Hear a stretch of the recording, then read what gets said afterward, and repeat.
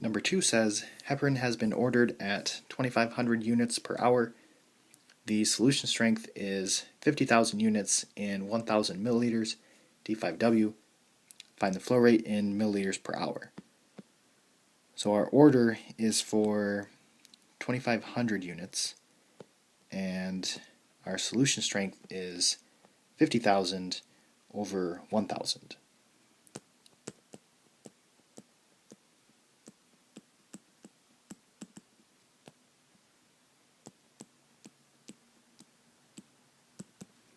And I'm going to put the 2,500 on top and then solve this.